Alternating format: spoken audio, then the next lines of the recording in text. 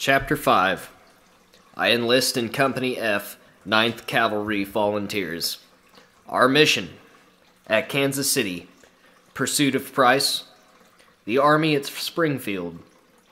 Summary vengeance on guerrillas. Captain Company D of the 18th Kansas Militia. Major of the 21st Kansas Militia.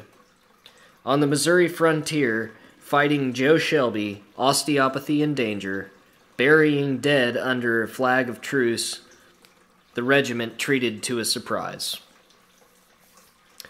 In September 1861, at Fort Leavenworth, I enlisted in the 9th Kansas Cavalry in Company F. T.J. Mihwinnie Captain. The regiment was composed mainly of Kansas men who had been christened in the baptism of fire during the pro-slavery contest. Soon after enlisting, we drew our clothing and equipments. We were men who meant business and had started out to do some very severe and successful fighting. We declared that our canteens were to catch rebel blood instead of carry water. From Leavenworth, we were ordered to Kansas City to complete our outfit, and were placed in the brigade of James H. Lane, then commissioned to organize the Western Army. In a short time, we received marching orders to report at Springfield, Missouri. We left Kansas City on the day that Mulligan surrendered to General Price at Lexington. Price, from some cause, chose to march his army south by way of Springfield. Each night we camped on the same ground on which Price had camped the night previous, until Springfield was reached. During this march, the rebel army seemed aware of the fact that pursuers were in their rear. Though we did not come in sight of the Confederates during the march, we had the satisfaction of tearing down many flags which Price had flung to the breeze.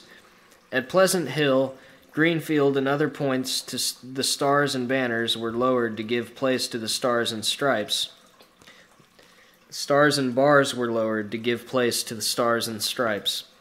Many loyal hearts that had sought concealment during Price's march had came forth from the woods and bushes to fall in with us and swell our numbers, so that by the time we reached Springfield our brigade was considerably larger than when we left Kansas City.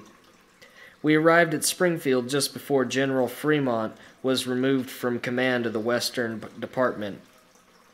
The whole army assembled at Springfield was then given in round numbers at 120,000 men. The east and west sides of a 40-acre field were protected by lines of artillery a quarter of a mile long. We remained at Springfield until about the 1st of November, and we were ordered back to Fort Scott, and then to different points along the Missouri border until we finally reached Harrisonville, when we went into winter quarters. During the winter that followed, we were continually harassed by bushwhackers, who not only ambushed and shot our soldiers, but loyal citizens as well. This guerrilla warfare grew to be such an annoyance that a Colorado brigade under Colonel Ford, to whom we had reported, set out to take summary vengeance on the enemy. The Colorado troops were cavalry, and in squads from 20 to a company scored the country from Kansas City to the Osage River. It was reported that they killed 1,700 in that territory in 11 days. I counted 62 fresh graves in one graveyard near Harrisonville, which were said to be the graves of rebels killed on that occasion. For some time after this, there were no more troubles from the guerrillas. About the 1st of April, 1862, the 3rd Battalion of the 9th Kansas was disbanded, which let me out of the service. I went home and organized a company of Kansas militia, and about May 15, 1862, was commissioned captain of Company D, 18th Kansas Militia. I received orders to drill my men once a week and patrol the road known as the Old Santa Fe Trail, running from Kansas City to Old Mexico. My beat extended east and west across Douglas County, Kansas. The drilling and training continued until 1862, when an order was issued to organize the 18th Regiment of Kansas Militia, of which I was chosen major. A few months later there came another order to consolidate with some other battalions, by which I was transferred to major of the 21st Kansas Militia. I did service in this capacity in Kansas until the autumn of 1864, when on the 10th of October, General Curtis ordered us to the border line between Missouri and Kansas to fight General Price, who was expected at Kansas City or Independence at an early day. Militia regiments from Kansas were hurried to the border until our numbers equaled 27,000. By the addition of General Totten, we numbered 35,000. We were stationed south of Westport, forming a line extending for 10 miles. During Thursday and Friday, on October 22nd and 23rd, there was heavy fighting at Lexington and Independence. On the morning of the 24th, General Price moved west, formed his men, and opened the battle from Westport, running south to the Little Blue, a distance of 6 miles. He took the aggressive, and we met and fought his forces, under command of Joe Selby, Quantrell, and numerous other Confederate commanders. About 4 o'clock on Saturday, the 24th, the battle raged all along the line, from Westport to the Little Blue, on which ground the 21st Kansas State Militia was stationed. Being east of the Kansas line, General Joe Shelby seemed to regard us as intruders and expressed his convictions as in showers of bullets. We considered this an uncivil way to treat visiting neighbors and resented by an equally hot fire. The 21st Kansas nobly held its ground while we were bathed in fire, smoke, and blood. I remembered the good old scriptural admonition that it is more blessed to give than receive, and told the boys to give them the best they had, and we gave them 42 rounds, not without a charge, but with a charge behind each one of them. During the hottest period of the fight, a musket ball passed through the lapels of my vest, carrying away a pair of gloves I had stuck in the bosom of it. Another mini ball passed through the back of my coat just about the buttons, making an entry and exit about 6 inches apart. Had the rebels known how close they were shooting at Osteopathy, perhaps they would not have been quite so careless. During this engagement I was mounted on the same mule which had walked the log with me back in Kansas. The antics of this creature, when the leaden balls came whizzing thickest about her, were amusing. She seemed under the impression they were nit-flies, while as I was thoroughly convinced they were bullets. Many amusing incidents occurred during our conflict. Some of our boys fell to praying for the Lord to save them. Under the circumstances, I deemed it best to suspend devotional services and get into line to fight the rebels who were spattering us with lead. So I leapt from my mule, and planted my foot close behind some of them, I broke the spell. They closed up the front and made good soldiers throughout the remainder of the fight.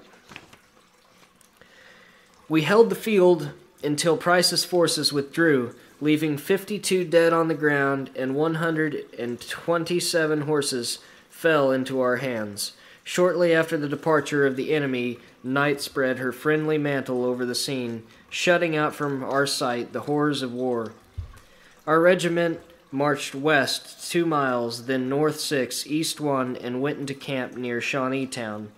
About 6 o'clock next morning, the artillery under George Totten open-fired east of Westport and south for 6 or 8 miles, 28 pieces joining in the chorus. When a spattering of small arms which made a sullen roar that rolled across the entire line, the fighting was severe until about 8 o'clock, when General Price began his retreat south. We followed him, skirmishing all the way until we had pursued him a distance of 90 miles, had captured 28 cannon, and were only a mile or 2 east of Fort Scott. At this point, we decided not to escort General Price any farther, but leave him to take care of himself. Finding Confederate General Marmaduke in bad company, we invited him to go home with us, as we prepared to enforce the invitation. He consented with some reluctance, for the general had a hankering after the stars and bars. After Price's forces began their retreat, the firing ceased for a while, and they had gone fully 20 miles before it was again resumed. The privilege was given the enemy to bury their dead, and soon a company of 140 of our brave foes came to my headquarters under a flag of truce, which we always respected. I ordered the captain and his men to dismount and stack their arms, which they did, and I then instructed the officer in command to form his men in line before me, and stationed a guard over their arms. Addressing the captain, I asked, "How are you off for grub?" "Almost out, Major," he answered. Then in a tone and manner as serious as I could assume, I said, "I want you to listen to what I have to say for about 5 minutes, and not to move a muscle until I get through." Then I went on to picture the horrors of war and the extreme measures sometimes necessary. I wound up by saying the rebels had been in the habit of shooting many of our men, and notwithstanding they had come in under a flag of truce, I intended to shoot the captain and every man with him. At this every cheek blanched and their breath came quick. Some were about to interpose when I broke in with, "I mean I will shoot all of you in the mouth with food and coffee, as I want to convert all your sorrows into joy. Break ranks, go to the commissary, and get enough to fill up." The captain and officers gave me a friendly grasp and regretted that war made us, who should by all laws of nature friends, enemies, and hoped that the angel of peace might soon spread her white wings over our beloved land. Those rebels certainly enjoyed that meal, and it was no doubt that the first good meal the poor fellows had had for many days. After chasing Price for 90 miles, as stated, we went into Kansas at DeSoto, and on Tuesday morning, October 27th, 1864, I received orders to disband the 21st Regiment and go home. I kept the order to myself, determined to try the grit of the boys and have a little fun at their expense. Ordering the whole regiment to be drawn up in line, I made them a speech in which I said I had a very long march before us and a desperate battle at the end of it. I stated that I did not wish anyone to undertake this arduous march or to engage in the terrible conflict who was not fully equal to the emergency. If any felt too sick, faint, or weak to accompany us, or for any cause felt they could not endure the hardship and the danger, they would not be forced to go. All who would volunteer to go with me through any trial or danger were requested to step 6 paces to the front.